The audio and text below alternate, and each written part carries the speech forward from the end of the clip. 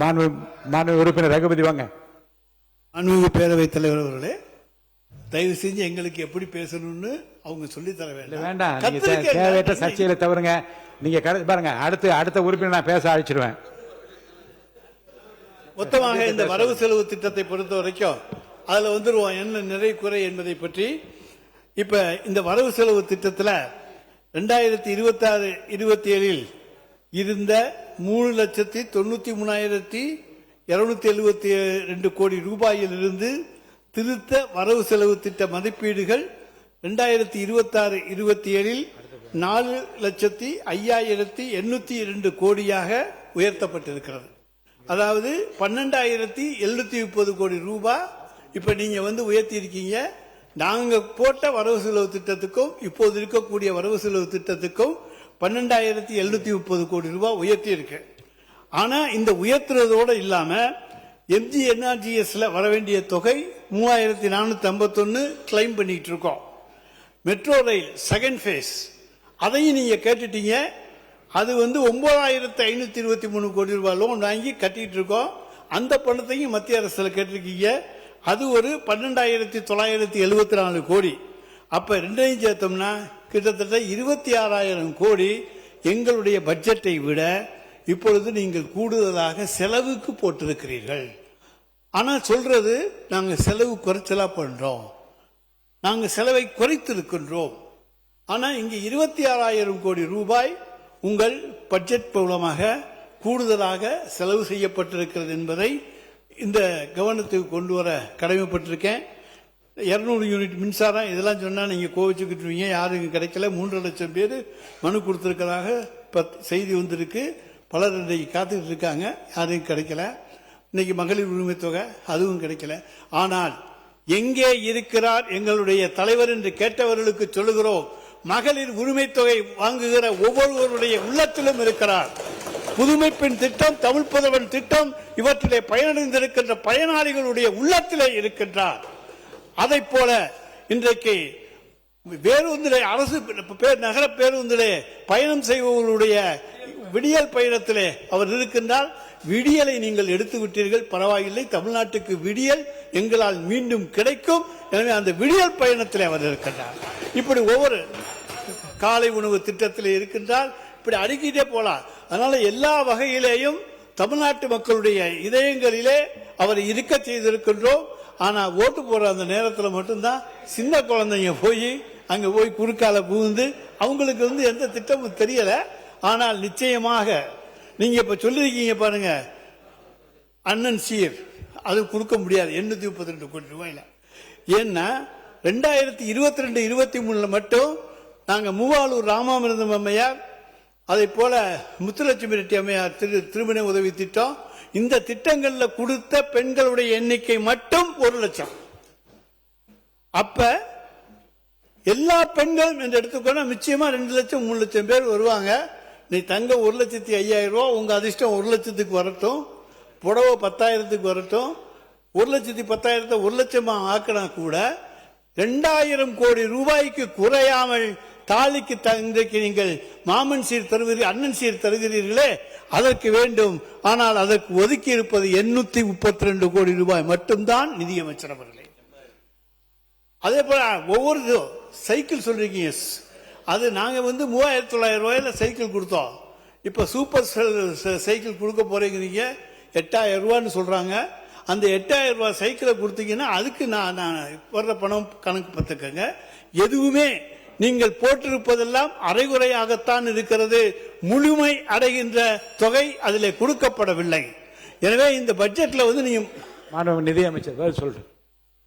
பேரவைத் தலைவர் அவர்களே, மாண்பு நிதியமைச்சர் சொன்னா கோச்சிங் என்ற அந்த வார்த்தையை மட்டும் அவைக்குள்ள நீக்கிறேன். மாண்பு நிதியமைச்சர். மாண்புமிகு பேரவைத் தலைவர் அவர்களே, சீனியர் மோஸ்ட் இந்த ஹவுஸ் அவர் சொல்லியிருக்காங்க, அவங்க தலைவரை எங்கே தேடுவோன்னு சொல்லியிருக்கிறாங்க, எங்கே கண்டுபிடிப்போம்னு சொல்லியிருக்காங்க, எங்கே பார்க்க முடியும்னு சொல்லியிருக்காங்க.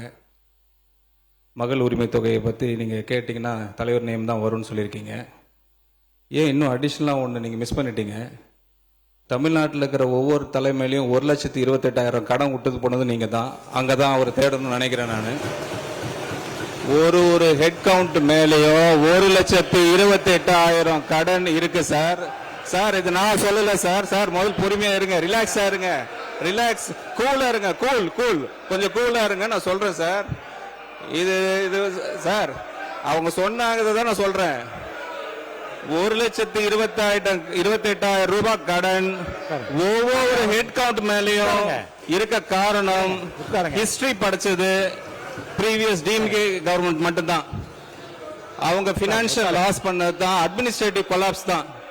மாதிரி நாங்க 50 வருஷம் இல்ல சார், நாங்க 50 வருஷம் ஆச்சு இல்ல. ரிலாக்ஸா இருங்க சார். சார் ரிலாக்ஸா இருங்க. நீங்க கத்துறதுனால பிரயோஜனம் இல்ல சார். சொல்றதை கேளுங்க, கொஞ்சம் ரிலாக்ஸா இருங்க. சொல்லிக்கிட்டே இருக்க வேண்டியதான். நீங்க கோரஸா கத்திக்கிட்டே இருக்க வேண்டியதான். இருக்க வேண்டியதான். நான் சொல்றதை கேளுங்க. இதை நான் பொய்யா சொல்றேன். ஆக்சுவல் என்ன பட்ஜெட்ல சொல்லிருக்காங்களோ, என்ன சொல்லிருக்காங்களோ அதை தான் நாங்க சொல்லிருக்கோம் ஒயிட் பேப்பர்ல. நாங்க வேற ஒண்ணும் புதுசா ஒண்ணும் சொல்லலையே அவை தலைவர் அவர்களே. ஒயிட் பேப்பர்ல நாங்க என்ன சொன்னோமோ அதோ கிளியரா இருக்கு. 1,28,000 ரூபாய் கடன்ன்றது அவங்க விட்டுட்டு போன கடன். அவர் சொல்றது உரிமை தொகையில போய் எங்க தலைவரை தேடுங்கன்றாங்க. அதே தான் நானும் சொல்றேன். 1,28,000 யாருக்கிட்ட விட்டு போயிருக்கீங்க? பேஸ் பண்ணி தான் நாங்க பட்ஜெட் போட்டிருக்கோம். உங்களுக்கு தர போறேன். மாண்பு பேரவைத் தலைவர் உட்காருங்க. மாண்பு உறுப்பினர் பேசியதற்கு அந்த துறையோட அமைச்சராக இருக்கிற நிதியமைச்சர் அவர்கள் பதில் சொல்கிறார்கள். நீங்கள் எல்லோரும் எழுந்து கூச்சலிட்டால் எப்படி சபை நடைபெறும்? மாண்பு உறுப்பினர் வருங்க. மாண்பு பேரவைத் தலைவர், மாண்பு பேரவைத் தலைவர் அவர்களே, நீதித்துறை பட்ஜெட் தாக்கல் பண்ண பிறகு நீதித்துறை செயலாளர் அவர்கள் விளக்கமாக சொல்லியிருக்கிறார். கடன் என்பது இன்னும் 50 ஆண்டு காலம் போனால் கூட அது அடைப்பதற்கு வாய்ப்பு இல்லை. ஆனால் ஒவ்வொரு அரசும் கடன் வாங்கிதான் தொடர்ந்து அதை செய்யப்பட வேண்டும் என்று நிதித்துறை செயலாளர் அவங்களுடைய செயலாளரை சொல்லியிருக்கிறார்கள்.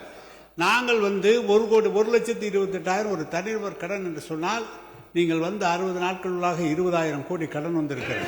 எனவே இல்ல, அதை நாங்கள் ஒரு குறையாக சொல்லவில்லை. அரசாங்கம் நடத்துவது என்பதே தொடர்ந்து தன்னுடைய முன்னேற்றத்திற்காக கடன் வாங்கக்கூடிய நிலையில் தான் அரசு நடந்து கொண்டிருக்கிறது. இன்னும் சொல்ல போனால் இதை ஒரு அரசு எவ்வளவு கடன் வாங்க வேண்டும் என்று நிர்ணயிப்பதே ரிசர்வ் பேங்க். அவங்களுடைய அனுமதி இல்லாமல் கடன் வாங்க முடியாது. எனவே வருவாய் இருக்கிற போது ரிசர்வ் பேங்குடைய அனுமதியை பெற்று தான் கடன் வாங்கி இருக்கிறோம். எவ்வளவு கடன் அல்ல, எவ்வளவு திட்டங்கள் நிறைவேறி இருக்கிறது என்பதை பாருங்கள், எவ்வளவு புதிய திட்டங்கள் வந்திருக்கிறது என்பதை பாருங்கள். அதுதான்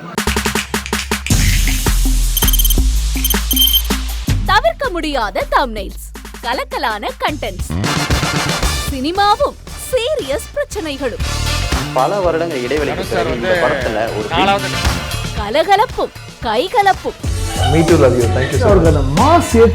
போயிட்டே தான் இருக்காரே தவிர பிரேக்கே இல்லாமல் பிரேக்கிங் நியூஸ் சொல்லும் தந்தி டிவி ஆப். இன்ஸ்டா தலைமுறை வரை இறங்கி அடிக்கும் தந்தி டிவியின் டிஜிட்டல் எக்ஸ்க்ளூசிவ். அது தண்ணிக்குள்ள போகும்போது ஹேங் ஆயிடுச்சு. உங்களுக்கு விஜய் சார் எந்த அளவுக்கு ரொம்ப பிடிக்கும்? Of course, Malayalis are huge Vijay sir fans. ரெண்டு பேருமே ரொம்ப பிடிக்கும் எனக்கு. தந்தி டிவி ஆப்பை இலவசமா டவுன்லோட் செய்யுங்க. ஃபாலோ பண்ணுங்க, சப்ஸ்கிரைப் பண்ணுங்க, என்ஜாய் பண்ணுங்க.